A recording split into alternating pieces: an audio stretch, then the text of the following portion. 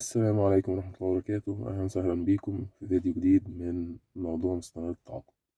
المستند اللي هنتكلم عليه النهاردة هو في الأغلب ما بيبقاش مستند تعاقدي، ولكن نظرا لأهميته وبعض اختلاط المعايير أو المفاهيم اللي بيبقى موجود فيه فحبينا نتكلم عليه النهاردة. المستند اللي نتكلم عليه النهاردة هو البرنامج الزمني أو البروجرام. بنسبة كبيرة جدا في العقود القياسية زي الفيدك، الجي سي تي، الاي اي اي، الاي سي اي، العقود اللي هي تعتبر ستاندرد فورم اوف كونتراكتس. كل السوتس دي مفيش حاجة فيها بتقول ان البرنامج الزمني مستند تعاقدي.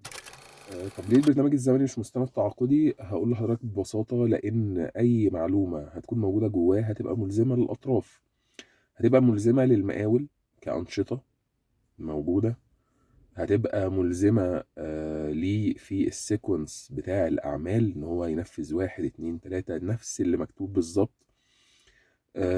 هيبقى ملزم ليه الكريتيكال باث، الكريتيكال باث نفسه هيكون ملزم ليه.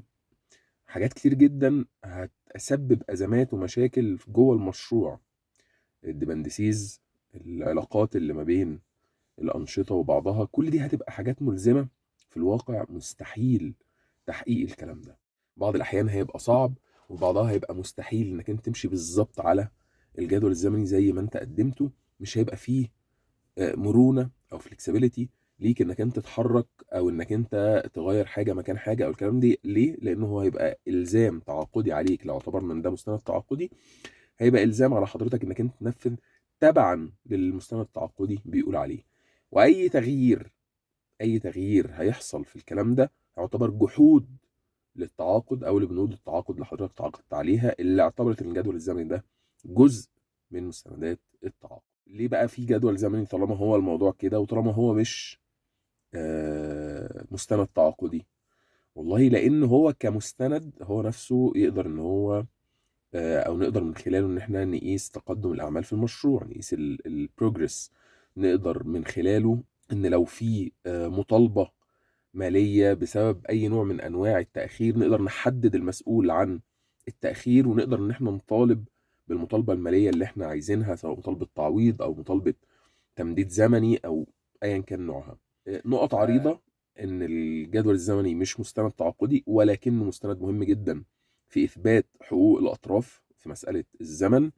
حاجة تانية اللي هي مخصوصة برضو بموضوع الجدول الزمني، ان الموافقة بتاعة الاستشاري او الانجينير بتاع المشروع ما هياش موافقة إلزامية، ولكن يهمني جدا انا كمقاول ان يثبت موافقة او ان الانجينير ما عندوش مانع ان هو حتى في التعبير بتاع الفيدك ان هو بيكونسنت محتوى الجدول الزمني. كونسنت اللي هو درجة، يعني اضعف درجات القبول، اللي هي زي عندنا كده في اللغة العربية لما تشوف ورقة مكتوب عليها لا مانع، تمام؟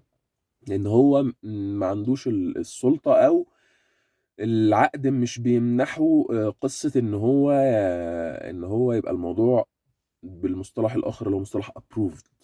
تمام؟ ان هو المصطلح الابروفل نظير مصطلح الكونسنت. فهو المطلوب منه ان هو يكونسنت المحتوى بتاع الجدول الزمني. ليه؟ عشان احنا لو حصل ما بيننا نزاع اقدر ان انا يبقى عندي مستند ارجع له في حالات النزاع دي عشان اثبت المخطئ او اثبت المتسبب في التأخير او المتسبب في المشكلة في المشروع. الفيديو ده كان يعتبر آخر فيديو بنتكلم فيه عن المستندات كمستندات. هنبدأ إن شاء الله المرة الجاية نتكلم في موضوع الترجيح ما بين المستندات على أكتر من صعيد، يعني هنتكلم في أكتر من شكل قانوني للترجيح ما بين المستندات. فاستنونا إن شاء الله ونشوفكم المرة الجاية.